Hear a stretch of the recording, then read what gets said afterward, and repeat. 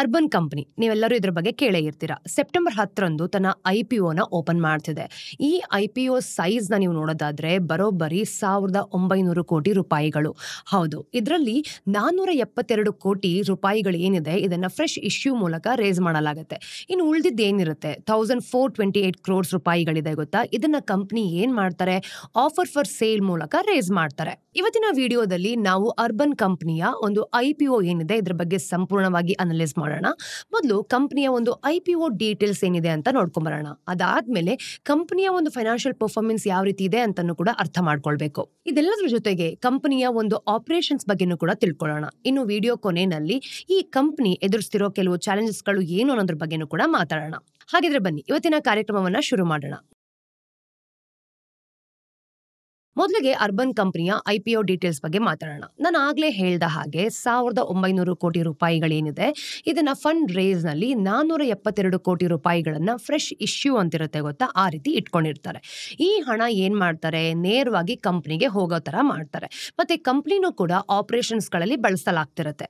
ಹಾಗಾದ್ರೆ ಉಳಿದ 1428 ಕೋಟಿ ರೂಪಾಯಿಗಳೇನಿದೆ ಅದ್ರ ಕತೆ ಏನು? ಈ ಅಮೌಂಟ್ ಆಫರ್ ಫಾರ್ ಸೇಲ್ ನದ್ದು. ಅಂದ್ರೆ ಈಗಿರೋ ಒಂದು ಶೇರ್ ಹೋಲ್ಡರ್ಸ್ ಗಳು ಏನ್ ಮಾಡ್ತಾರೆ, ತನ್ನ ಶೇರ್ಸ್ ಗಳನ್ನ ಮಾರಾಟ ಮಾಡಿಕೊಂಡು ಅದರಿಂದ ಅಂದ್ರೆ ಕಂಪನಿಯಿಂದ ಎಕ್ಸಿಟ್ ಆಗ್ತಾರೆ. ಅದಾದ್ಮೇಲೆ ಅರ್ಬನ್ ಕಂಪನಿ ವಿಷಯದಲ್ಲಿ ಏನಾಗುತ್ತೆ, ಈ ಎಕ್ಸಿಸ್ಟಿಂಗ್ ಶೇರ್ ಹೋಲ್ಡರ್ಸ್ ಗಳು ಈಗ ಆಲ್ರೆಡಿ ಕಂಪನಿಯಲ್ಲಿ ಏನ್ ಮಾಡ್ತಿರ್ತಾರೆ, ಇನ್ವೆಸ್ಟ್ ಮಾಡ್ತಿರೋ ಒಂದು ವೆಂಚರ್ ಕ್ಯಾಪಿಟಲ್ ಅಂತ ಇರುತ್ತೆ. ಅದ್ರ ಬಗ್ಗೆ ನೀವು ಕೇಳಿದ್ದೀರಾ, ಅದರ ಒಂದು ಫಂಡ್ಸ್ ಗಳಾಗಿರುತ್ತೆ. ಫಾರ್ ಎಕ್ಸಾಂಪಲ್ ಏಸಿಲ್, ಬೆಸಮರ್ ಮತ್ತೆ ವೆಂಚರ್ ಪಾರ್ಟ್ನರ್ಸ್ ನಾವು ನೋಡಿದಾಗ ಎಲಿವೇಶನ್ ಕ್ಯಾಪಿಟಲ್ ಮತ್ತೆ ಟೈಗರ್ ಗ್ಲೋಬಲ್. ಅರ್ಬನ್ ಕಂಪನಿಗಳಿಗೆ ಸಿಗೋ 472 ಕೋಟಿ ರೂಪಾಯಿಗಳು ಏನಿದೆ ಇದು ಹೆಚ್ಚಾಗಿ ನೀವು ನೋಡಿದಾಗ ಪ್ರಾಡಕ್ಟ್ ಮತ್ತೆ ಪ್ಲಾಟ್ಫಾರ್ಮ್ ಅಪ್ಗ್ರೇಡ್ಸ್ ಗಳಲ್ಲಿ ಬಳಸ್ತಾರೆ. ಹಾಗೇನೆ ಈ ಕಂಪನಿ ಬಗ್ಗೆ ನೋಡಿ, ಫಂಡ್ಸ್ ಗಳು ಏನಿರುತ್ತೆ ಅದರಲ್ಲಿ ಕೆಲವು ಯೂಸರ್ಸ್ ಗಳನ್ನ ಅಂದ್ರೆ ಮೊದಲೇ ಡಿಸೈಡ್ ಮಾಡ್ಕೊಂಡಿರ್ತಾರೆ. For example new technology development ಅಂತ ಬಂದಾಗ, ಹಾಗೇನೆ ಕ್ಲೌಡ್ ಇನ್ಫ್ರಾ ಏನಿದೆ ಇದಕ್ಕೋಸ್ಕರನೇ 190 ಕೋಟಿ ರೂಪಾಯಿಗಳು, ಮತ್ತೆ ಆಫೀಸ್ ಆಗಿರ್ಬೋದು, ಹಾಗೇನೆ ಟ್ರೈನಿಂಗ್ ಮತ್ತೆ ಸ್ಪೇಸಸ್ ಗಳ ಒಂದು ಲೀಸ್ ಪೇಮೆಂಟ್ಸ್ ಏನಿರುತ್ತೆ ಅದಕ್ಕೋಸ್ಕರ 75 ಕೋಟಿ ರೂಪಾಯಿಗಳು, ಮತ್ತೆ ಮಾರ್ಕೆಟಿಂಗ್ ಆಕ್ಟಿವಿಟೀಸ್ ಗಳಿಗೋಸ್ಕರನೇ 90 ಕೋಟಿ ರೂಪಾಯಿಗಳನ್ನ ಇಟ್ಕೊಂಡಿರ್ತಾರೆ. ಕಂಪನಿಯ ಫೈನಾನ್ಷಿಯಲ್ ಪರ್ಫಾರ್ಮೆನ್ಸ್ ಬಗ್ಗೆ ನಾವೀಗ ಅರ್ಥ ಮಾಡ್ಕೊಳ್ಳೋಣ. ಫೈನಾನ್ಷಿಯಲ್ ಇಯರ್ 25ರಲ್ಲಿ ಅರ್ಬನ್ ಕಂಪನಿ ಏನ್ ಮಾಡ್ತು, 1144 ಕೋಟಿ ರೂಪಾಯಿಗಳ ಆಪರೇಷನ್ ರೆವಿನ್ಯೂನ ಒಂದು ರಿಪೋರ್ಟ್ ಮಾಡ್ಕೊಂಡಿದೆ.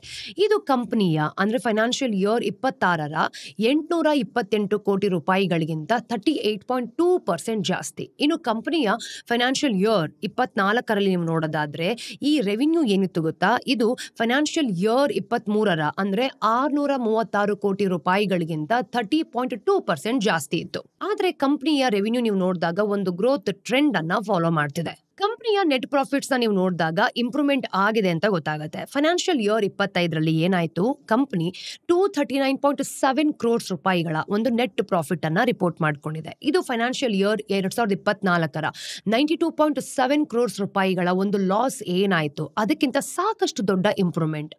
ಆದ್ರೆ ಈ ನೆಟ್ ಪ್ರಾಫಿಟ್ ಅನ್ನ ನೀವು ನೋಡಿದಾಗ ಈ ಫಿಗರ್ ನಲ್ಲಿ 211.2 ಕ್ರೋರ್ಸ್ ರೂಪಾಯಿಗಳ ಈ ಒಂದು ಡಿಫರ್ಡ್ ಟ್ಯಾಕ್ಸ್ ಕ್ರೆಡಿಟ್ ಕೂಡ ಇತ್ತು. ಇದು ಒಂದು ಅಂದ್ರೆ ಒನ್ ಟೈಮ್ ಬೆನಿಫಿಟ್ ಆಗಿದ್ದಷ್ಟೇ. ಈ ಐಟಮ್ ಅನ್ನ ತೆಗೆದು ಹಾಕಿದ್ರೆ ಕಂಪನಿ ಏನ್ ಮಾಡುತ್ತೆ, ನಿಜವಾಗ್ಲೂ ಕೂಡ 28.5 ಕ್ರೋರ್ಸ್ ರೂಪಾಯಿಗಳ ನೆಟ್ ಪ್ರಾಫಿಟ್ ಗಳಿಸಿದೆ ಅಂತ ಗೊತ್ತಾಗುತ್ತೆ.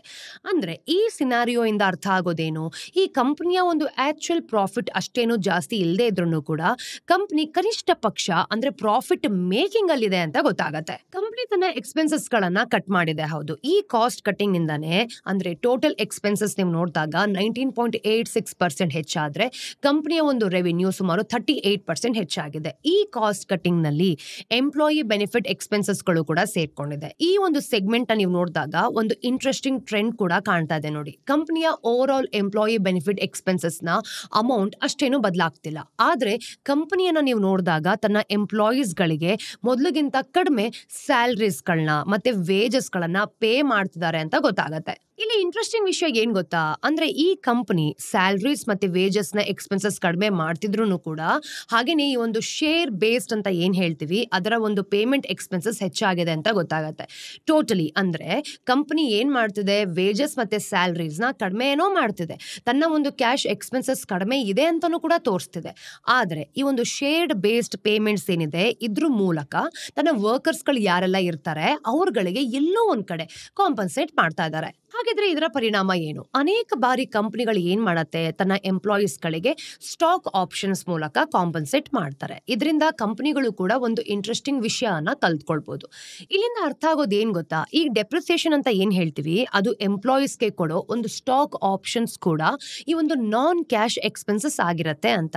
ಇದರಿಂದ ಕಂಪನಿಗಳು ತಮ್ಮ ಎಕ್ಸ್ಪೆನ್ಸಸ್ ಗಳನ್ನ ಕಡಿಮೆ ಒಂದ್ ಕಡೆ ತೋರಿಸ್ಕೊಳ್ಬಹುದು. ಹಾಗೇನೆ ಈ ಒಂದು ಕಂಪನಿಗಳು ಏನೆಲ್ಲ ಇರ್ತವೆ ಅವು ಎಂಪ್ಲಾಯೀಸ್ ಗಳಿಗೆ ಪೇಡ್ ಕೂಡ ಆಗತ್ತೆ, ಮತ್ತೆ ತನ್ನ ಒಂದು ಎಕ್ಸ್ಪೆನ್ಸಸ್ ಗಳನ್ನ ಕಡಿಮೆ ಮಾಡ್ಕೊಳ್ಬಹುದು. ಬೇಸಿಕಲಿ ಇದರ ಅರ್ಥ ಏನು, ಸ್ಟಾಕ್ ಆಪ್ಷನ್ಸ್ ಮೂಲಕ ನೀವು ಎಂಪ್ಲಾಯೀಸ್ ಗಳಿಗೆ ಪೇ ಮಾಡೋದು ತಪ್ಪು ಅಂತಲ್ಲ, ಆದ್ರೆ ಇನ್ವೆಸ್ಟರ್ಸ್ ಗಳು ಈ ವಿಷಯವನ್ನ ಗಮನದಲ್ಲಿ ಇಟ್ಕೊಳ್ಳೇಬೇಕು. ವಿಶೇಷವಾಗಿ ಹೊಸ ಕಂಪನಿಗಳು ಅಂತ ಬಂದಾಗ ಸ್ಟಾಕ್ ಆಪ್ಷನ್ಸ್ ಏನೆಲ್ಲ ಇರುತ್ತೆ ಅಥವಾ ಬೇರೆ ಒಂದು ಶೇರ್ ಬೇಸ್ಡ್ ಪೇಮೆಂಟ್ಸ್ ಗಳು ಏನಿರುತ್ತೆ ಅದರ ಒಂದು ಟ್ರೆಂಡ್ ಹೆಚ್ಚಿರ್ಬೇಕಾದ್ರೆ ಇದು ಕಂಪನಿಯ ಫೈನಾನ್ಸಸ್ ಗಳಾಗಿದ್ರು ಕೂಡ ನೀವು ಎಂದಾದ್ರೂ ಯೋಚನೆ ಮಾಡಿದೀರಾ? ಅಂದ್ರೆ ಒಂದ್ಸಲ ಯೋಚನೆ ಮಾಡಿ, ಅರ್ಬನ್ ಕಂಪನಿ ತನ್ನ ಒಂದು ಬಿಸ್ನೆಸ್ ಅನ್ನ ಹೇಗೆ ಆಪರೇಟ್ ಮಾಡುತ್ತೆ ಅಂತ.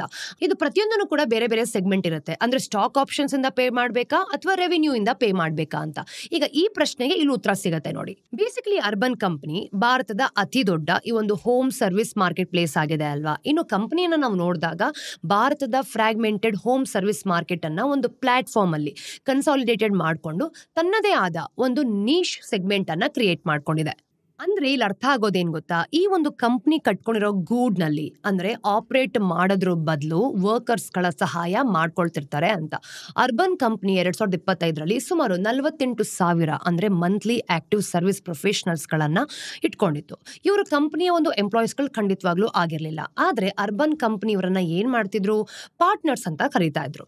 ಈ ಪಾರ್ಟ್ನರ್ಸ್ ಗಳು ರಿಯಾಲಿಟಿಯಲ್ಲಿ ನೀವು ನೋಡಿದಾಗ ಫ್ರೀಲಾನ್ಸರ್ಸ್ ಗಳಾಗಿರ್ತಾ ಇದ್ರು. ಅವರು ಬೇಸಿಕಲಿ ಅವ್ರು ಏನ್ ಮಾಡ್ತಾರೆ, ಅರ್ಬನ್ ಕಂಪನಿ ಮೂಲಕ ಕೆಲಸವನ್ನ ಹುಡುಕ್ತಿರ್ತಾರೆ. ಇನ್ನು ಅರ್ಬನ್ ಕಂಪನಿ ಭಾರತದ ಈ ಒಂದು ಗಿಗ್ ಬೇಸ್ಡ್ ಬಿಸ್ನೆಸ್ ಗಳಲ್ಲಿ ಸಾಕಷ್ಟು ಕಾಂಟ್ರಿಬ್ಯೂಟ್ ಮಾಡಿದೆ ಈಗ ಆಲ್ರೆಡಿ. ಇನ್ನು ಇದ್ರ ಜೊತೆಗೆ ನಾವು ನೋಡೋದಾದ್ರೆ ಇಲ್ಲಿ ವರ್ಕರ್ಸ್ ಏನ್ ಮಾಡ್ತಾರೆ, ಯಾವುದೇ ಒಂದು ಕಂಪನಿ ಜೊತೆ ಕೆಲಸ ಮಾಡ್ಲೇಬೇಕಾಗಿಲ್ಲ. ಗಿಗ್ ವರ್ಕರ್ಸ್ ಗಳನ್ನ ನೀವು ನೋಡಿದಾಗ ಅವರು ಬೇಸಿಕಲಿ ಫ್ರೀಲಾನ್ಸರ್ಸ್ ಗಳಾಗಿರ್ತಾರೆ. ಅವರು ತಮ್ಮ ಸಮಯ ಮತ್ತೆ ರಿಕ್ವೈರ್ಮೆಂಟ್ಸ್ಗೆ ಅನುಗುಣವಾಗಿ ಕೆಲಸ ಮಾಡ್ತಿರ್ತಾರೆ. ಅರ್ಬನ್ ಕಂಪನಿ ಮೂಲಕ ಭಾರತದ ಈ ಒಂದು ಬ್ಲೂ ಕಾಲರ್ ಗಿಗ್ ವರ್ಕರ್ಸ್ ಗಳಿಗೆ ಒಂದು ಸ್ಟೇಬಲ್ ಸೋರ್ಸ್ ಆಫ್ ಇನ್ಕಮ್ ಕೂಡ ಸಿಗ್ತಾ ಇದೆ. ಅರ್ಬನ್ ಕಂಪನಿ ಈ ವರ್ಕರ್ಸ್ ಗಳಿಗೆ ಟ್ರೈನ್ ಮಾಡುತ್ತೆ, ಅವರಿಗೆ ತಮ್ಮ ಕೆಲಸಕ್ಕೆ ಬೇಕಾದ ಟೂಲ್ಸ್ ಗಳನ್ನು ಕೂಡ ಮಾರಾಟ ಮಾಡುತ್ತೆ. ಹಾಗೇನೆ ತಮ್ಮ ಆಪ್ಸ್ ಗಳ ಮೂಲಕ ಕೆಲಸ ಏನ್ ಮಾಡ್ತಾರೆ ಅಂದ್ರೆ ಯಾವಾಗ ಮಾಡಬೇಕು ಅಂತ ಅಸೈನ್ ಮಾಡ್ತಾರೆ. ಮತ್ತೆ ಇವರು ಈ ವರ್ಕರ್ಸ್ ಗಳ ಸರ್ವಿಸ್ ಗೆ ಸಂಬಂಧಪಟ್ಟ ಹಾಗೆ ಕೆಲವು ಸ್ಟ್ಯಾಂಡರ್ಡ್ಸ್ ಗಳನ್ನು ಕೂಡ ಮೇಂಟೈನ್ ಮಾಡ್ತಾರೆ, ಹಾಗೇನೆ ಎನ್ಫೋರ್ಸ್ ಮಾಡ್ತಾರೆ. ಅರ್ಬನ್ ಕಂಪನಿ ಈ ವರ್ಕರ್ಸ್ ಗಳಿಗೆ ಒಂದು ಪ್ಲಾಟ್ಫಾರ್ಮ್ ಕೊಡೋ ಬದಲಾಗಿ ಅವರಿಂದ ಒಂದು ಕಟ್ ತೆಗೆದುಕೊಳ್ಳುತ್ತೆ. ಅಂದ್ರೆ ನೀವು ಅರ್ಬನ್ ಕಂಪನಿಯಿಂದ ಯಾವುದೇ ಸರ್ವಿಸ್ ಅನ್ನ ಬುಕ್ ಮಾಡ್ತೀರಿ ಅಂತ ಅನ್ಕೊಳ್ಳಿ, ನಿಮ್ಮ ಟೋಟಲ್ ಬಿಲ್ ಏನಿರುತ್ತೆ ಅದರ ಒಂದು ಭಾಗ ಅಂದ್ರೆ ವರ್ಕರ್ಸ್ಗೆ ಹೋಗುತ್ತೆ, ಮತ್ತೆ ಇನ್ನೊಂದು ಭಾಗ ಏನಿರುತ್ತೆ ಅದು ಕಂಪನಿಗೆ ಹೋಗುತ್ತೆ. ಆದ್ರೆ ಅರ್ಬನ್ ಕಂಪನಿಯ ವರ್ಕರ್ಸ್ ಗಳು ಕಂಪನಿಯ ಎಂಪ್ಲಾಯೀಸ್ ಗಳಾಗಿರೋಲ್ಲ. ಅಂದ್ರೆ ಈ ವರ್ಕರ್ಸ್ ಗಳಿಗೆ ಯಾವುದೇ ಬೆನಿಫಿಟ್ಸ್ ಆಗಿರ್ಬೋದು, ಸ್ಯಾಲರೀಸ್ ಅಥವಾ ಜಾಬ್ ಸೆಕ್ಯೂರಿಟಿ ಇರೋದೇ ಇಲ್ಲ. ಅರ್ಬನ್ ಕಂಪನಿಯ ವರ್ಕರ್ಸ್ ಏನ್ ಮಾಡ್ತಾರೆ, ಕಂಪನಿ ಮೇಲೆ ಸಾಕಷ್ಟು ಡಿಪೆಂಡೆಂಟ್ ಆಗಿರ್ತಾರೆ. ಕಂಪನಿಗಳಿಗೆ ಸಫಿಶಿಯಂಟ್ ಆರ್ಡರ್ಸ್ ಏನಾದ್ರು ಸಿಕ್ಕಲ್ಲ ಅಂತ ಅನ್ಕೊಳ್ಳಿ, ಈ ವರ್ಕರ್ಸ್ ಗಳಿಗೂ ಕೆಲಸನೇ ಸಿಗೋದಿಲ್ಲ. ಹಾಗಾಗಿ ವರ್ಕರ್ಸ್ ಗಳಿಗೆ ಅರ್ಬನ್ ಕಂಪನಿ ಮೂಲಕ ಪ್ಲಾಟ್ಫಾರ್ಮ್ ನ ಬೆನಿಫಿಟ್ ಏನಿರುತ್ತೆ ಅದು ಸಿಕ್ಕಿದ್ರೂ ಕೂಡ ಅವರಿಗೆ ಗಿಗ್ ವರ್ಕರ್ಸ್ ಗೆ ಸಂಬಂಧಪಟ್ಟಿರೋ ಹಾಗೆ ಚಾಲೆಂಜಸ್ ಗಳನ್ನ ಖಂಡಿತವಾಗ್ಲೂ ಕೂಡ ಫೇಸ್ ಮಾಡಬೇಕಾಗತ್ತೆ. ಮತ್ತೆ ಇದೇ ಅರ್ಬನ್ ಕಂಪನಿ ವ್ಯಾಲ್ಯೂ ಪ್ರಪೋಸಿಷನ್ ಅನ್ನು ಕೂಡ ಮಾಡುತ್ತೆ. ಈಗ ಕಂಪನಿಯ ಒಂದು ಪ್ಲಾಟ್ಫಾರ್ಮ್ ಕಸ್ಟಮರ್ಸ್ ಗಳನ್ನ 5 ಕಿಲೋಮೀಟರ್ ರೇಡಿಯಸ್ ನಲ್ಲಿರೋ ಪ್ರೊಫೆಷನಲ್ಸ್ ಆಗಿರ್ಬೋದು ಮತ್ತೆ ವರ್ಕರ್ಸ್ ಗಳ ಜೊತೆ ಕನೆಕ್ಟ್ ಮಾಡುತ್ತೆ. ಇನ್ನು ಪ್ಲಾಟ್ಫಾರ್ಮ್ ಏನ್ ಮಾಡ್ತಾರೆ ಅಂದ್ರೆ ಇದ್ರ ಮೂಲಕ ಕಂಪನಿ ತನ್ನ ಒಂದು ಕ್ವಾಲಿಟಿ ಫಿಲ್ಟರ್ ಕೂಡ ಪ್ರೊವೈಡ್ ಮಾಡುತ್ತೆ. ಇದರಿಂದ ಕಂಪನಿ ಏನ್ ಮಾಡ್ತಾರೆ, ತನ್ನ ಸರ್ವಿಸ್ ಗಳು ಏನೇ ಆಗಿರ್ಬೋದು ಅದನ್ನ ಒಂದು ಸ್ಟ್ಯಾಂಡರ್ಡ್ ಆಗಿ ಮೇಂಟೈನ್ ಕೂಡ ಮಾಡಬಹುದು. ಇನ್ನು ಈ ಒಂದು ಅರ್ಬನ್ ಕಂಪನಿ ತನ್ನ ಕಸ್ಟಮರ್ಸ್ ಯಾರೆಲ್ಲ ಇರ್ತಾರೆ ಹಾಗೆ ವರ್ಕರ್ಸ್ ಗಳು ಕೂಡ ಇವರಿಬ್ಬರಿಗೂ ಬೆನಿಫಿಟ್ಸ್ ಗಳನ್ನ ಅನ್ಲಾಕ್ ಮಾಡ್ತಾರೆ. ಕಸ್ಟಮರ್ಸ್ ಗಳಿಗೆ ಕಂಪನಿಯ ಪ್ಲಾಟ್ಫಾರ್ಮ್ ಒಂದು ಒನ್ ಸ್ಟಾಪ್ ಸೊಲ್ಯೂಷನ್ ಆಗಿ ಕನ್ಸಿಡರ್ ಆಗುತ್ತೆ ಬಿಡಿ. ಒಂದ್ಸಲಿ ನೀವೇ ಯೋಚನೆ ಮಾಡಿ, AC ಆಗಿರ್ಬೋದು ಅದೇನಾದ್ರು ರಿಪೇರ್ ಮಾಡಿಸ್ಬೇಕಾದ್ರೆ, ಇಲ್ಲ ಮನೆಯಲ್ಲಿ ಸಲೂನ್ ಟ್ರೀಟ್ಮೆಂಟ್ ಮಾಡಿಸ್ಬೇಕಾದ್ರೆ, ಅಥವಾ ತಮ್ಮ ಇಡೀ ಮನೆಯನ್ನ ಶಿಫ್ಟ್ ಮಾಡಬೇಕಾದ್ರೆ ಈ ಎಲ್ಲಾ ಸರ್ವಿಸ್ಗಳು ನಿಮ್ಗೆ ಅರ್ಬನ್ ಕಂಪನಿಯಲ್ಲಿ ಸಿಗತ್ತೆ. ಈ ಒಂದು ಒನ್ ಸ್ಟಾಪ್ ಸೊಲ್ಯೂಷನ್ ಕಾರಣದಿಂದನೇ ಕಂಪನಿ ಏನ್ ಮಾಡ್ತಿದೆ, ತನ್ನ ಕಸ್ಟಮರ್ಸ್ ಗಳಲ್ಲಿ ಈ ಒಂದು ಬ್ರ್ಯಾಂಡ್ ಸ್ಟಿಕ್ಕಿನೆಸ್ ಅನ್ನ ನಿರ್ಮಿಸಬೇಕು ಅಂತ ಸಾಧ್ಯವಾಗೋ ರೀತಿ ಮಾಡ್ತಾ ಇದೆ. ಕಂಪನಿ ತನ್ನ RHP ನಲ್ಲಿ ಒಂದು ಬಾರಿ ಈ ಕ್ಲೈಂಟ್ಸ್ ಗಳು ಯಾರೆಲ್ಲ ಇರ್ತಾರೆ ಅವರು ಪ್ಲಾಟ್ಫಾರ್ಮ್ ಗಳಿಗೆ ಆನ್ ಬೋರ್ಡ್ ಆದ್ರೆ ಅವರು ಪದೇ ಪದೇ ಪ್ಲಾಟ್ಫಾರ್ಮ್ಸ್ ಅನ್ನ ಬಳಸ್ತಲೇ ಇರ್ತಾರೆ ಅಂತಾನು ಕೂಡ ಮೆನ್ಷನ್ ಮಾಡಿದೆ. ಈಗ ರಿಟರ್ನಿಂಗ್ ಕಸ್ಟಮರ್ಸ್ ಗಳು ಪ್ಲಾಟ್ಫಾರ್ಮ್ ನಲ್ಲಿ ಹೊಸ ಸರ್ವಿಸ್ ಗಳನ್ನು ಕೂಡ ಟ್ರೈ ಮಾಡ್ತಾರೆ. ಇದೇ ವೇಳೆ ಪ್ರೊಫೆಷನಲ್ಸ್ ಅಥವಾ ವರ್ಕರ್ಸ್ ಗಳಿಗೆ ಅರ್ಬನ್ ಕಂಪನಿಯ ಒಂದು ಪ್ಲಾಟ್ಫಾರ್ಮ್ ನ ಕೆಲಸ ಮತ್ತೆ ಕಸ್ಟಮರ್ಸ್ ಗಳನ್ನ ಹುಡುಕೋದಕ್ಕೆ ಒಂದು ಸ್ಟೇಬಲ್ ಸೋರ್ಸ್ ಆಗಿರುತ್ತೆ. ಅಪ್ಯಾರೆಂಟ್ಲಿ ನಾವು ನೋಡಿದಾಗ ಈ ಕಂಪನಿಯ ಪ್ಲಾಟ್ಫಾರ್ಮ್ ನಲ್ಲಿ ಈ ಒಂದು ಲಿಸ್ಟೆಡ್ ಪ್ರೊಫೆಷನಲ್ಸ್ ಮತ್ತೆ ವರ್ಕರ್ಸ್ ಗಳು ಯಾರೆಲ್ಲ ಇರ್ತಾರೆ ಅವರು ನಾನ್ ಲಿಸ್ಟೆಡ್ ವರ್ಕರ್ಸ್ ಆಗಿರ್ಬೋದು ಅಥವಾ ಪ್ರೊಫೆಷನಲ್ಸ್ ಗಳಿಗಿಂತ 30% ಜಾಸ್ತಿ ಇನ್ಕಮ್ ಅನ್ನ ಗಳಿಸ್ತಾರೆ. ಎರಡು ಪ್ಲೇಯರ್ಸ್ ಗಳಿಗೆ ಸಿಗೋ ಒಂದು ಬೆನಿಫಿಟ್ಸ್ ಗಳನ್ನ ನಾವು ನೋಡಿದಾಗ ಒಂದು ಸೈಕಲ್ ಕ್ರಿಯೇಟ್ ಆಗುತ್ತೆ. ಕಂಪನಿ ತನ್ನ ಡಾಕ್ಯುಮೆಂಟ್ಸ್ ಗಳಲ್ಲಿ ತನ್ನ ಪ್ಲಾಟ್ಫಾರ್ಮ್ಸ್ ಗಳು ಏನಿರುತ್ತೆ ಅದನ್ನ ಒಂದು ಸ್ಟ್ರಾಂಗ್ ನೆಟ್ವರ್ಕ್ ಎಫೆಕ್ಟ್ ಇದೆ ಅಂತ ಮೆನ್ಷನ್ ಮಾಡಿದೆ. ಅಂದ್ರೆ ಈ ಕಂಪನಿಗಳನ್ನ ನಾವು ನೋಡಿದಾಗ ಆಪರೇಷನ್ಸ್ ಗಳು ಏನೆಲ್ಲ ಇರುತ್ತೆ ಅದರ ಒಂದು ಸ್ಕೇಲ್ ನೊಂದಿಗೆ ಇಂಪ್ರೂವ್ ಆಗ್ತಾ ಹೋಗ್ತಾನೆ ಇರುತ್ತೆ. ಇನ್ನು ಹೆಚ್ಚು ಹೆಚ್ಚು ಕಸ್ಟಮರ್ಸ್ ಗಳು ಅರ್ಬನ್ ಕಂಪನಿ ಬಳಸ್ತಾ ಹೋಗ್ತಿರೋ ಹಾಗೆ ಪ್ರೊಫೆಷನಲ್ಸ್ ಮತ್ತೆ ವರ್ಕರ್ಸ್ ಗಳಿಗೆ ಹೆಚ್ಚು ಕಸ್ಟಮರ್ಸ್ ಗಳು ಕೂಡ ಸಿಗ್ಬೋದು. ಇದರಿಂದ ಅಂದ್ರೆ ಆಲ್ಟರ್ನೇಟಿವ್ಲಿ ನೀವು ನೋಡಿದಾಗ ಈ ಪ್ರೊಫೆಷನಲ್ಸ್ ಗಳು ಯಾರೆಲ್ಲ ಇರ್ತಾರೆ ಅವರು ಸಹ ಪ್ಲಾಟ್ಫಾರ್ಮ್ ಅನ್ನ ಜಾಯಿನ್ ಮಾಡೋದಕ್ಕೆ ಇಷ್ಟಪಡ್ತಾರೆ.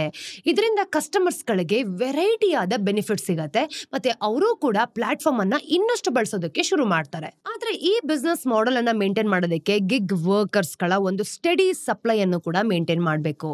ಮತ್ತೆ ನಾನ್ ಅವಾಗ್ಲೇ ಹೇಳಿರೋ ಹಾಗೆ ಈ ಗಿಗ್ ವರ್ಕರ್ಸ್ ಗಳಿಗೆ ಪ್ಲಾಟ್ಫಾರ್ಮ್ ನಿಂದ ಲಾಭನೂ ಕೂಡ ಆಗುತ್ತೆ. ಆದ್ರೆ ಈ ವರ್ಕರ್ಸ್ ಗಳಿಗೆ ಅವರ ಪೇ ಒಂದು ಪ್ರಾಬ್ಲಮ್ ಆಗಿದೆ ನೋಡಿ. ನಿಮ್ಮ ಮನೆಯಲ್ಲಿ ಯಾವುದೇ ಒಂದು ಸರ್ವಿಸ್ ಟೈಮ್ ಅನ್ನ ತಗೊಳ್ಳೋಣ, ನೀವು ಯಾವತ್ತಾದ್ರೂ ಯಾವುದೇ ಅರ್ಬನ್ ಕಂಪನಿಯ ವರ್ಕರ್ ಜೊತೆ ಮಾತಾಡ್ತೀರಾ ಅಂತ ಅನ್ಕೊಳ್ಳಿ. ಈಗ ಪ್ಲಾಟ್ಫಾರ್ಮ್ ನಿಂದ ಸಿಗೋ ಹಣದ ಬಗ್ಗೆ ನೀವು ಅವರಿಂದ ಯಾವುದೇ ಕಂಪ್ಲೇಂಟ್ ಕೇಳಿರೋ ಚಾನ್ಸಸ್ ಗಳು ಇದ್ದೇ ಇರುತ್ತೆ. ಆದ್ರೆ ನೀವೇನಾದ್ರೂ ಒಂದು ಜೆನ್ಯೂನ್ ಪ್ರಾಬ್ಲಮ್ ಆಗಿದೆ ಅಂತ ಅನ್ಸಿದ್ಯಾ? ಅರ್ಬನ್ ಕಂಪನಿ ಹೇಳೋ ಪ್ರಕಾರ ಪಾರ್ಟ್ನರ್ಸ್ ಅಥವಾ ಈ ಪ್ಲಾಟ್ಫಾರ್ಮ್ ನಲ್ಲಿರೋ ವರ್ಕರ್ಸ್ ಗಳಿಗೆ ಕಸ್ಟಮರ್ಸ್ ಇಂದ ಸಿಗೋ ಪೇಮೆಂಟ್ಸ್ ಗಳು ಏನಿರುತ್ತೆ ಅದರ 72% ಸಿಗತ್ತಂತೆ. ಅಂದ್ರೆ ಕಸ್ಟಮರ್ಸ್ ಗಳ ಪೇಮೆಂಟ್ಸ್ ನೀವು ನೋಡಿದಾಗ 28% ಕಂಪನಿಯ ರೆವಿನ್ಯೂಗೆ ಹೋಗುತ್ತೆ. ಇನ್ನು ವರ್ಕರ್ಸ್ ಗಳಿಗೆ ಸಿಗೋ 72% ಹಣವನ್ನ ನೀವು ನೋಡಿದಾಗ ಅನೇಕ ಬಾರಿ ಅವರಿಗೆ ಸಾಕಾಗೋದೇ ಇಲ್ಲ. ಇನ್ನು ವರ್ಕರ್ಸ್ ಗಳು ಇನ್ನು ಒಂದು ಜಾಗದಿಂದ ಇನ್ನೊಂದು ಜಾಗಕ್ಕೆ ಈ ಒಂದು ಸರ್ವಿಸ್ ನ ಕೊಡಬೇಕಾದ್ರೆ ಟ್ರಾವೆಲ್ ಎಕ್ಸ್ಪೆನ್ಸಸ್ ಅನ್ನ ವರ್ಕರ್ಸೇ ನೋಡ್ಕೊಳ್ಬೇಕು, ಕಂಪನಿ ಅದನ್ನ ಕಾಂಪನ್ಸೇಟ್ ಮಾಡಲ್ಲ. ಇನ್ನು ಕಂಪನಿ ಸ್ಟ್ಯಾಂಡರ್ಡ್ಸ್ ಗಳ ಅಡಿಯಲ್ಲಿ ಏನ್ ಮಾಡ್ತಾರೆ, ವರ್ಕರ್ಸ್ ಗಳನ್ನ ಅನೇಕ ಬಾರಿ ಸ್ಪೆಸಿಫಿಕ್ ಟೂಲ್ಸ್ ಅಥವಾ ಪಾರ್ಟ್ಸ್ ಗಳನ್ನಾಗಿ ಬಳಸಬೇಕಾಗತ್ತೆ. ಅದಕ್ಕೆ ವರ್ಕರ್ಸ್ ಗಳೇ ಪೇ ಮಾಡಬೇಕು. ಒಂದು ವೇಳೆ ವರ್ಕರ್ಸ್ ಗಳಿಗೆ ಯಾವುದೇ ಒಂದು ಟೀಮ್ ಬೇಸ್ಡ್ ಸರ್ವಿಸ್ ಗೋಸ್ಕರ ಅಡಿಷನಲ್ ಸ್ಟಾಫ್ ಬೇಕು ಅಂತ ಅನ್ಕೊಳ್ಳಿ, ಅವಾಗ ಇದರ ಎಕ್ಸ್ಟ್ರಾ ಕಾಸ್ಟ್ ಏನಿರುತ್ತೆ ಅದನ್ನು ಕೂಡ ವರ್ಕರ್ಸೇ ನೋಡ್ಕೊಳ್ಬೇಕು. ಆದ್ರೆ ಅರ್ಬನ್ ಕಂಪನಿಯ ವರ್ಕರ್ಸ್ ಗಳು ಕಂಪನಿಯ ಪ್ಲಾಟ್ಫಾರ್ಮ್ ನ ಈ ಒಂದು ಮಾರ್ಕೆಟಿಂಗ್ ಮತ್ತೆ ಕಸ್ಟಮರ್ ಅಕ್ವಿಸಿಷನ್ ಬೆನಿಫಿಟ್ಸ್ ಏನಿರುತ್ತೆ ಇದಕ್ಕೋಸ್ಕರನೇ ತಮ್ಮ ಇನ್ಕಮ್ ನ ಸುಮಾರು 30% ಅನ್ನ ಪೇ ಮಾಡ್ತಾರೆ. ಆದ್ರೆ ತಮ್ಮ ಕೆಲಸಕ್ಕೆ ಸಂಬಂಧಪಟ್ಟಿರೋ ಹಾಗೆ ಈ ಎಕ್ಸ್ಪೆನ್ಸಸ್ ಗಳನ್ನ ನೀವು ನೋಡಿದಾಗ ಪ್ರೆಷರ್ ಏನಿರುತ್ತೆ ಅಲ್ವಾ ಅದು ಈ ವರ್ಕರ್ಸ್ ಗಳ ಮೇಲೆ ಖಂಡಿತವಾಗ್ಲೂ ಇರುತ್ತೆ. ಇನ್ನು ಅರ್ಬನ್ ಕಂಪನಿಯ ಪಾರ್ಟ್ನರ್ಸ್ ಗಳನ್ನ ನೀವು ನೋಡಿದಾಗ ಆವರೇಜ್ ಅಲ್ಲೂ ಕೂಡ ಪರ್ ಅವರ್ಗೆ ಅಂದ್ರೆ ಒಂದು ಗಂಟೆಗೆ ಸುಮಾರು 317 ರೂಪಾಯಿಗಳು ಗಳಿಸ್ತಾರೆ. ಈ ಅಮೌಂಟ್ ಪ್ಲಾಟ್ಫಾರ್ಮ್ ಫೀಸ್, ಟ್ರಾವೆಲ್ ಮತ್ತೆ ಪ್ರಾಡಕ್ಟ್ ಕಾಸ್ಟ್ ಹಾಗೆ ಟ್ಯಾಕ್ಸಸ್ ಗಳನ್ನ ಕಡಿಮೆ ಮಾಡಾದ್ಮೇಲೆ ಅಂದ್ರೆ ಕಟ್ ಮಾಡಾದ್ಮೇಲೆ ಉಳಿಯೋದು. ಈ ವರ್ಕರ್ಸ್ ಗಳ ಪೇಮೆಂಟ್ಸ್ ನಲ್ಲಿ ಅಷ್ಟೇನು ದೊಡ್ಡ ಗ್ರೋತ್ ಕೂಡ ಬರಲ್ಲ. ನೀವೇ ಯೋಚನೆ ಮಾಡಿ, 1 ಅವರ್ಗೆ 300 ರೂಪಾಯಿ ಚಿಲ್ಲರೆ ಅಂತಂದ್ರೆ ಇದು ಯಾವುದಕ್ಕೂ ಕೂಡ ಸಾಕಾಗಲ್ಲ ಅಲ್ಲ. ಇದೇ ಕಾರಣದಿಂದ ಪ್ಲಾಟ್ಫಾರ್ಮ್ ಗಳಲ್ಲಿ ವರ್ಕರ್ಸ್ ಗಳ ಸ್ಟಿಕ್ಕಿನೆಸ್ ಬಹಳ ಕಡಿಮೆ ಆಗ್ತಿರೋದು. ಯಾಕೆ ಅಂದ್ರೆ ವರ್ಕರ್ಸ್ ಗಳಿಗೆ ಪ್ಲಾಟ್ಫಾರ್ಮ್ ಮೂಲಕ ಸಿಗೋ ಒಂದು ಇನ್ಕಮ್ ಏನಿದೆ ಅದರಲ್ಲಿ ಗ್ರೋತ್ ಇಲ್ಲ ಅಂತ. ಹಾಗೇನೆ ವರ್ಕರ್ಸ್ ಗಳು ಏನ್ ಮಾಡ್ತಿರ್ತಾರೆ, ಕಂಪನಿಗೆ ಗೊತ್ತಿಲ್ಲದಿರೋ ಹಾಗೆ ಆಫ್ ಪ್ಲಾಟ್ಫಾರ್ಮ್ ಸರ್ವಿಸ್ ನ ಕೂಡ ಶುರು ಮಾಡ್ಕೊಂಡಿದ್ದಾರೆ. ಅಂದ್ರೆ ಒಮ್ಮೆ ಕಸ್ಟಮರ್ಸ್ಗೆ ಒಬ್ಬ ರಿಲಯಬಲ್ ವರ್ಕರ್ ಸಿಕ್ಕಿದ್ರೆ ಅವರು ಅರ್ಬನ್ ಕಂಪನಿಗೆ ಬದಲಾಗಿ ನೇರವಾಗಿ ವರ್ಕರ್ಸ್ನೇ ಕಾಂಟ್ಯಾಕ್ಟ್ ಮಾಡಬಹುದು. ಇನ್ನು ಅರ್ಬನ್ ಕಂಪನಿ ಮೂಲಕ ಕಸ್ಟಮರ್ಸ್ ಗಳು ಬೇರೆ ಯಾವುದೇ ವರ್ಕರ್ ನಿಂದ ಕೆಲಸ ಮಾಡಿಸೋದಕ್ಕೆ ಕಡಿಮೆ ಪ್ರಿಫರೆನ್ಸ್ ಅನ್ನು ಕೂಡ ಕೊಡಬಹುದು. ಇನ್ನು ಆಫ್ ಪ್ಲಾಟ್ಫಾರ್ಮ್ ಸರ್ವಿಸ್ ಮೂಲಕ ಕಸ್ಟಮರ್ಸ್ ಗಳನ್ನ ಪ್ಲಾಟ್ಫಾರ್ಮ್ ಗಳಲ್ಲಿ ನೀವು ನೋಡಿದಾಗ ಫೀಸ್ ಗಳನ್ನು ಕೂಡ ಉಳಿಸ್ತಾರೆ. ಮತ್ತೆ ವರ್ಕರ್ಸ್ ಕೂಡ ಅಂದ್ರೆ ಕಸ್ಟಮರ್ ನ ಪೇಮೆಂಟ್ ಏನಿರುತ್ತೆ ಅದನ್ನ ಸಂಪೂರ್ಣ ಭಾಗವಾಗಿ ಇಟ್ಕೊಳ್ಬಹುದು. ಕಂಪನಿಗೆ ಯಾವುದೇ ರೀತಿಯಾದಂತಹ ಫೀ ಕೊಡೋ ಅವಶ್ಯಕತೆ ಇಲ್ಲ. ಆಫ್ ಪ್ಲಾಟ್ಫಾರ್ಮಿಂಗ್ ನ ನೀವು ನೋಡಿದಾಗ ಇಂಪ್ಯಾಕ್ಟ್, ಬ್ಯೂಟಿ ಮತ್ತೆ ಕ್ಲೀನಿಂಗ್ ನಂತಹ ಕ್ಯಾಟಗರೀಸ್ ನಲ್ಲಿ ಬಹಳ ಜಾಸ್ತಿ ಇರುತ್ತೆ. ಈ ಕ್ಯಾಟಗರೀಸ್ ಅಲ್ಲಿ ಏನ್ ಮಾಡ್ತೀವಿ, ಕಸ್ಟಮರ್ಸ್ ಆದ ನಾವು ಒಬ್ಬರನ್ನೇ ಅಂದ್ರೆ ಪ್ರಿಫರ್ ಮಾಡೋದಕ್ಕೆ ಇಷ್ಟಪಡ್ತೀವಿ. ಅಂದ್ರೆ ಯಾವಾಗ್ಲೂ ಅವರೇ ಸರ್ವಿಸ್ ಕೊಡ್ತಿರ್ಲಿ ಅಂತ. ಇನ್ನು ಈ ಒಂದು ಕಸ್ಟಮರ್ ಸ್ಟಿಕ್ಕಿನೆಸ್ ಆಗಿರ್ಬೋದು ಮತ್ತೆ ಆರ್ಡರ್ ಫ್ರೀಕ್ವೆನ್ಸಿ ಏನಿರುತ್ತೆ ಇದು ಸಾಕಷ್ಟು ದೊಡ್ಡದಾಗಿರುತ್ತೆ. ಎಷ್ಟು ಬಾರಿ ಕಸ್ಟಮರ್ಸ್ ಅಂದ್ರೆ ಆಫ್ ಪ್ಲಾಟ್ಫಾರ್ಮ್ ಸರ್ವಿಸ್ ಅನ್ನ ಚೂಸ್ ಮಾಡ್ತಾರೋ ಅಂದ್ರೆ ಕಂಪನಿಯ ರೆವಿನ್ಯೂ ಮತ್ತೆ ರಿಟೆನ್ಷನ್ ಮೇಲೆ ನೆಗೆಟಿವ್ ಇಂಪ್ಯಾಕ್ಟ್ ಬೀಳತ್ತೆ. ಸದ್ಯಕ್ಕೆ ಅರ್ಬನ್ ಕಂಪನಿ ನೋಡೋದಾದ್ರೆ ಈ ಸ್ಪೇಸ್ ಏನಿದೆ ಅಲ್ವಾ ಅಂದ್ರೆ ಒಂದೇ ಏಕೈಕ ಪ್ಲೇಯರ್ ಆಗಿರೋದ್ರಿಂದ ಆಫ್ ಪ್ಲಾಟ್ಫಾರ್ಮಿಂಗ್ ಕಂಪನಿಗೆ ದೊಡ್ಡ ಪ್ರಾಬ್ಲಮ್ ಆಗಿಲ್ಲ. ಆದ್ರೆ ಈ ಸ್ಪೇಸ್ ನಲ್ಲಿ ಕಾಂಪಿಟೇಟರ್ಸ್ ಗಳು ಯಾರೆಲ್ಲ ಇದ್ದಾರೆ, ಅವರು ಕಡಿಮೆ ಪ್ರೈಸ್ ನೊಂದಿಗೆ ಎಂಟರ್ ಆದ್ರೆ ಕಂಪನಿಯ ಸಮಸ್ಯೆಗಳು ಖಂಡಿತವಾಗ್ಲೂ ಹೆಚ್ಚಾಗಬಹುದು. ಇದಲ್ಲದೆ ಕಂಪನಿ ಇನ್ಮೇಲೆ ಕಾಂಪಿಟೇಷನ್ ಅನ್ನು ಕೂಡ ಫೇಸ್ ಮಾಡಬಹುದು. ಸ್ವಿಗ್ಗಿ ಪ್ರೊಫೆಷನಲ್ ಸರ್ವಿಸ್ ಸ್ಪೇಸ್ ಅಂತ ಇದೆ, ಅದರಲ್ಲಿ ತನ್ನ ಒಂದು AI ಪವರ್ಡ್ ಆಪ್ ಆದ PYNG ಅಂತ ಹೇಳ್ತೀವಿ, ಅದ್ರ ಜೊತೆಗೆ ಎಕ್ಸ್ಪೆರಿಮೆಂಟ್ ಮಾಡ್ತಿದೆ. PYNG ಮೂಲಕ ಕಸ್ಟಮರ್ಸ್ ಗಳಿಗೆ ಹೆಲ್ತ್, ವೆಲ್ನೆಸ್, ಫೈನಾನ್ಸ್ ಮತ್ತೆ ಇವೆಂಟ್ಸ್ಗೆ ಸಂಬಂಧಪಟ್ಟಿರೋ ಹಾಗೆ ಸರ್ವಿಸ್ಗಳು ಕೂಡ ಸಿಗಬಹುದು. ಇನ್ನು PYNG ಇದುವರೆಗೂ ಕೂಡ ಅರ್ಬನ್ ಕಂಪನಿಯ ಸ್ಕೇಲ್ ಅನ್ನ ತಲುಪಿಲ್ಲ. ಆದ್ರೆ ಇದರ ಎಂಟ್ರಿ ಅರ್ಬನ್ ಕಂಪನಿಗೆ ಒಂದು ಚಾಲೆಂಜ್ ಖಂಡಿತವಾಗ್ಲೂ ಆಗತ್ತೆ. ವರ್ಕರ್ಸ್ ಗಳ ಲೋ ರಿಟೆನ್ಷನ್ ಕಂಪನಿಗೆ ಮತ್ತೊಂದು ಚಾಲೆಂಜ್ ಅನ್ನು ಕೂಡ ಕನ್ಸಿಡರ್ ಮಾಡ್ತಿದೆ. ನೋಡಿ, ಕಂಪನಿಯನ್ನ ನೀವು ನೋಡಿದಾಗ ತನ್ನ ವರ್ಕರ್ಸ್ ಗಳಿಗೆ ಟ್ರೈನ್ ಮಾಡೋದಕ್ಕೆ ಬಹಳಷ್ಟು ಹಣವನ್ನ ಸ್ಪೆಂಡ್ ಮಾಡ್ತಾರೆ. ಇನ್ನು 17 ನಗರಗಳಲ್ಲಿ 240ಕ್ಕೂ ಹೆಚ್ಚು ಕ್ಲಾಸ್ ರೂಮ್ಸ್ ಗಳು ಏನಿರುತ್ತೆ ಅದನ್ನ ಓಪನ್ ಮಾಡಿದ್ದಾರೆ. ಮತ್ತೆ mentoring programs, onboarding kits ಮತ್ತೆ ಯೂನಿಫಾರ್ಮ್ಸ್ ಗಳಲ್ಲಿ ಸಾಕಷ್ಟು ಎಕ್ಸ್ಪೆನ್ಸಸ್ ಗಳನ್ನು ಕೂಡ ಇವರೇ ನೋಡ್ಕೊಂಡಿದ್ದಾರೆ. 2025ರಲ್ಲಿ ನೀವು ನೋಡೋದಾದ್ರೆ ಕಂಪನಿ ಕೇವಲ ಆನ್ ಬೋರ್ಡಿಂಗ್ ಮತ್ತೆ ಟ್ರೈನಿಂಗ್ ನಲ್ಲೇ 158 ಕೋಟಿ ರೂಪಾಯಿಗಳನ್ನ ಸ್ಪೆಂಡ್ ಮಾಡಬೇಕಾಗಿತ್ತು. ಇದು ಕಂಪನಿಯ ಭಾರತದ ಈ ಒಂದು ಸರ್ವಿಸ್ ರೆವಿನ್ಯೂನ ನೀವು ನೋಡಿದಾಗ 22.7% ಆಗಿದೆ. ತನ್ನ ಸ್ಟ್ಯಾಂಡರ್ಡ್ಸ್ ಗಳನ್ನ ಮೇಂಟೈನ್ ಮಾಡೋದಕ್ಕೆ ಸಂಪೂರ್ಣವಾಗಿ ಸರ್ವಿಸ್ ಸ್ಟ್ಯಾಕ್ ಅನ್ನ ಕಂಟ್ರೋಲ್ ಮಾಡುತ್ತೆ. ಹೌದು, ಇದಕ್ಕೋಸ್ಕರನೇ ಕಂಪನಿ ಏನ್ ಮಾಡ್ತಿದೆ, ಟೂಲ್ಸ್ ಗಳನ್ನ ಮಾರತ್ತೆ, ಕಸ್ಟಮರ್ಸ್ ಫೀಡ್ಬ್ಯಾಕ್ ಮೂಲಕ ಜಾಬ್ಸ್ ಅನ್ನ ಮಾನಿಟರ್ ಮಾಡುತ್ತೆ, ಮತ್ತೆ ಬಾರ್ ಕೋಡ್ ಸ್ಕ್ಯಾನಿಂಗ್ ಮೂಲಕ ಸ್ಪೆಸಿಫಿಕ್ ಪ್ರಾಡಕ್ಟ್ಸ್ ಗಳನ್ನ ಯೂಸ್ ಕೂಡ ಮಾಡ್ಕೊಳಕ್ಕಾಗತ್ತೆ. ಈ ಎಕ್ಸ್ಪೆನ್ಸಸ್ ಗಳಿಂದಾಗಿ ಕಂಪನಿ ತನ್ನ ಸ್ಟ್ಯಾಂಡರ್ಡ್ಸ್ ಗಳನ್ನ ಮೇಂಟೈನ್ ಮಾಡೋದಕ್ಕೆ ಸಾಧ್ಯ ಆಗುತ್ತೆ. ಆದ್ರೆ ಒಂದು ವೇಳೆ ಏನಾದ್ರೂ ಕೆಟ್ಟ ಎಕ್ಸ್ಪೀರಿಯನ್ಸ್ ಆಯ್ತು ಅಂತ ಅನ್ಕೊಳ್ಳಿ, ಆಗ ವರ್ಕರ್ಸ್ ಪ್ಲಾಟ್ಫಾರ್ಮ್ಸ್ ಗಳನ್ನ ಬಿಟ್ಟು ಹೋದ್ರೆ ಕಂಪನಿಯ ಎಕ್ಸ್ಪೆನ್ಸಸ್ ಗಳು ಕೂಡ ಎಲ್ಲೋ ಒಂದ್ ಕಡೆ ಅಂದ್ರೆ ವೇಸ್ಟ್ ಆಗಿ ಹೋಗುತ್ತೆ. ಅರ್ಬನ್ ಕಂಪನಿ ಕೇವಲ ಭಾರತದಲ್ಲಿ ಮಾತ್ರ ಅಲ್ಲದೆ ಸಿಂಗಾಪುರ್, UAE ಮತ್ತೆ ಸೌದಿ ಅರೇಬಿಯಾದಲ್ಲೂ ಕೂಡ ಆಪರೇಟ್ ಮಾಡುತ್ತೆ. ಆದ್ರೆ ಈ ಮಾರ್ಕೆಟ್ಸ್ ಗಳಲ್ಲಿ ಕಂಪನಿಗೆ ಸಕ್ಸಸ್ ಸಿಕ್ಕಿಲ್ಲ. 5 ವರ್ಷಗಳ ಪ್ರಯತ್ನ ಆದ್ಮೇಲೂ ಕೂಡ ಫೈನಾನ್ಷಿಯಲ್ ಇಯರ್ 25ರಲ್ಲಿ ಕಂಪನಿಯ ಒಂದು ಇಂಟರ್ನ್ಯಾಷನಲ್ ಸೆಗ್ಮೆಂಟ್ ಇಂದ 147 ಕೋಟಿ ರೂಪಾಯಿಗಳು ಅಷ್ಟೇ ಗಳಿಸಿರೋದು. ಇದು ಕಂಪನಿಯ ಒಂದು ಟೋಟಲ್ ರೆವಿನ್ಯೂ ಫ್ರಮ್ ಆಪರೇಷನ್ಸ್ ನೀವು ನೋಡೋದಾದ್ರೆ 12.8% ಆಗಿರೋದು. ಆದ್ರೆ ಈ ಮಾರ್ಕೆಟ್ಸ್ ನಲ್ಲಿ ಕಂಪನಿ ಇನ್ನೂ ಕೂಡ ಲಾಸ್ ಮೇಕಿಂಗ್ ಅಲ್ಲೇ ಇದೆ. ಫೈನಾನ್ಷಿಯಲ್ ಇಯರ್ 25ರಲ್ಲಿ ಕಂಪನಿ 37 ಕೋಟಿ ರೂಪಾಯಿಗಳ ಒಂದು ಅಡ್ಜಸ್ಟೆಡ್ ಎಬಿಟಾ ಲಾಸ್ ನು ಕೂಡ ರಿಪೋರ್ಟ್ ಮಾಡಿದೆ. ನೋಡಿ, ಇದು ಅರ್ಬನ್ ಕಂಪನಿಯ ಅಂದ್ರೆ ಈ ಮಾರ್ಕೆಟ್ಸ್ ನಲ್ಲಿ ಹೊಸದಾಗಿರೋದ್ರಿಂದ ಆಗೋ ಒಂದು ಕ್ಯಾಶ್ ಬರ್ನ್ ಮಾತ್ರ ಅಲ್ಲ, ಕಳೆದ 3 ವರ್ಷಗಳಲ್ಲಿ ಕಂಪನಿಯ ಒಂದು ಇಂಟರ್ನ್ಯಾಷನಲ್ ಮಾರ್ಕೆಟ್ಸ್ ಗಳಿಂದ ಲಾಸಸ್ ಗಳು ಸಾಕಷ್ಟು ಹೆಚ್ಚಾಗಿದೆ. ಸೌದಿ ಅರೇಬಿಯಾದಲ್ಲಿ ಈ ಒಂದು ಅರ್ಬನ್ ಕಂಪನಿ 2025ರಲ್ಲಿ 23.5 ಕ್ರೋರ್ಸ್ ರೂಪಾಯಿಗಳ ಲಾಸ್ ಅನ್ನ ರಿಪೋರ್ಟ್ ಮಾಡಿದೆ. ಈ ಲಾಸಸ್ ಗಳಿಂದಾನೇ ಕಂಪನಿ ಈಗ ಇಂಟರ್ನ್ಯಾಷನಲ್ ಮಾರ್ಕೆಟ್ಸ್ ಗಳಲ್ಲಿ ಜಾಯಿಂಟ್ ವೆಂಚರ್ ಮಾಡೆಲ್ ಅಂತ ಏನಿರುತ್ತೆ ಅದರಲ್ಲಿ ಆಪರೇಟ್ ಮಾಡುತ್ತೆ. ಇದರಿಂದ ಅರ್ಬನ್ ಕಂಪನಿ ತನ್ನ ಕ್ಯಾಶ್ ಬರ್ನ್ ಏನಿದೆ ಅದನ್ನ ಎಲ್ಲೋ ಒಂದ್ ಕಡೆ ನಿಲ್ಲಿಸಬಹುದು. ಹಾಗೆ ತನ್ನ ಬಿಸ್ನೆಸ್ ಅಂದ್ರೆ ರಿಸ್ಕ್ ಅನ್ನ ಫೇಸ್ ಮಾಡೋದಕ್ಕೆ ಸ್ವಲ್ಪ ಕಡಿಮೆ ಚಾನ್ಸ್ ಅನ್ನ ತಗೊಳ್ಬಹುದು. ಅರ್ಬನ್ ಕಂಪನಿ ನಂಬೋ ಪ್ರಕಾರ ಈ ಮಾರ್ಕೆಟ್ಸ್ ಗಳಲ್ಲಿ ಹೈ ಡಿಸ್ಪೋಸಬಲ್ ಇನ್ಕಮ್ ಮತ್ತೆ ಈ ಒಂದು ಭಾರತೀಯ ಸಿಟಿಸನ್ಸ್ ಗಳು ಯಾರೆಲ್ಲ ಇದೀವಿ ಅವರ ಒಂದು ಪ್ರೆಸೆನ್ಸ್ ಕಾರಣದಿಂದಾನೇ ಅಂದ್ರೆ ಕಂಪನಿಗೆ ಒಂದು ಆಪರ್ಚುನಿಟಿ ಇದೆ ಅಂತ. ಆದ್ರೆ ಈ ಮಾರ್ಕೆಟ್ಸ್ ಗಳ ಒಂದು ಲೇಬಲ್ ಲಾಸ್, ಕಾಂಪಿಟೇಷನ್ ಮತ್ತೆ ಕಾಸ್ಟ್ ಆಫ್ ಕಸ್ಟಮರ್ ಅಕ್ವಿಸಿಷನ್ ಭಾರತಕ್ಕಿಂತ ಹೆಚ್ಚು ಡಿಫಿಕಲ್ಟ್ ಆಗಿದೆ. ಮತ್ತೆ ಈ ಒಂದು ಮಾರ್ಕೆಟ್ಸ್ ಗಳಲ್ಲಿ ಸರ್ವಿಸ್ ಈ ಒಂದು ರಿಪೀಟಬಿಲಿಟಿ ಅಂತ ಏನ್ ಹೇಳ್ತೀವಿ ಅದು ಕೂಡ ಕಡಿಮೆ ಆಗ್ಬಹುದು. ಇದನ್ನ ಕಂಪನಿ ಬಹಳಷ್ಟು ಡಿಪೆಂಡ್ ಆಗಿದೆ ಅಂತ ತೋರಿಸುತ್ತೆ. ಇನ್ನು ಅರ್ಬನ್ ಕಂಪನಿಯ ಫೈನಾನ್ಸ್ ನೋಡಿದ್ರೆ ಕಂಪನಿ ಬಹುಶಃ ಅಂತಿಮವಾಗಿ ಅಂದ್ರೆ ಪ್ರಾಫಿಟಬಲ್ ಮತ್ತೆ ಈ ಒಂದು ಗ್ರೋಯಿಂಗ್ ಫೇಸ್ ಅಂತ ಏನಿರುತ್ತೆ ಅದನ್ನ ಎಂಟರ್ ಮಾಡ್ತಿದೀವಿ ಅಂತಾನೂ ಕೂಡ ತೋರಿಸ್ತಿದ್ದಾರೆ. ಆದ್ರೆ ಕಂಪನಿಯಲ್ಲಿ ಕೆಲವು ಮೇಜರ್ ಇಶ್ಯೂಸ್ ಗಳು ಕೂಡ ಇದೆ. ನೋಡಿ, ಇದರಿಂದ ಕಂಪನಿಯ ಆಪರೇಷನ್ಸ್ ಗಳು ಮತ್ತೆ ಪ್ರಾಫಿಟ್ಸ್ ಗಳ ಮೇಲೆ ಪ್ರೆಷರ್ ಬೀಳ್ಬೋದು. ಸೊ ಈ ಸ್ಟೋರಿ ಮತ್ತೆ ಡೇಟಾ ಅನಾಲಿಸಿಸ್ ಎಲ್ಲ ನೋಡ್ಕೊಂಡು ಬಂದಾದ್ಮೇಲೆ ನಿಮ್ಗೆ ಏನಿಸ್ತಿದೆ, ಈ ಒಂದು ಅರ್ಬನ್ ಕಂಪನಿ ಏನಿದೆ ಇದು ಒಂದು ಸೊಲ್ಯೂಷನ್ ಕಂಡುಹಿಡಿಯೋದಕ್ಕೆ ಸಾಧ್ಯ ಆಗತ್ತಾ ಇಲ್ವಾ? ಈ IPO ಕಂಪನಿಗೆ ಹೆಲ್ಪ್ಫುಲ್ ಆಗತ್ತಾ? ನಿಮ್ಮ ವ್ಯೂಸ್ ಮತ್ತೆ ಒಪಿನಿಯನ್ಸ್ ಏನು ಅನ್ನೋದನ್ನ ಕಮೆಂಟ್ ಸೆಕ್ಷನ್ ಅಲ್ಲಿ ತಿಳಿಸಿ. ಹಾಗೆ ಯಾವ ಒಂದು ಟಾಪಿಕ್ ಬಗ್ಗೆ ನಿಮ್ಗೆ ವಿಡಿಯೋ ಬೇಕು ಅನ್ನೋದನ್ನು ಕೂಡ ನೀವು ನಮಗೆ ತಿಳಿಸ್ಕೊಡ್ಬೋದು. ವಿಡಿಯೋ ಇಷ್ಟ ಆದಲ್ಲಿ ಲೈಕ್ ಮಾಡಿ, ಶೇರ್ ಮಾಡಿ, ಸಬ್ಸ್ಕ್ರೈಬ್ ಮಾಡಿ. ಮತ್ತಷ್ಟು ಇನ್ಫಾರ್ಮೇಟಿವ್ ವಿಡಿಯೋಸ್ ಒಂದಿಗೆ ನಾನು ನಿಮಗೆ ಮುಂದಿನ ಡೈಲಿ ಬ್ರೀಫ್ ಅಲ್ಲಿ ಸಿಗ್ತೀನಿ. ಅಲ್ಲಿ ತನಕ ಟೇಕ್ ಕೇರ್. ನಾನು ನಿಮ್ಮ ಚಂದನ, ಸೈನಿಂಗ್ ಆಫ್.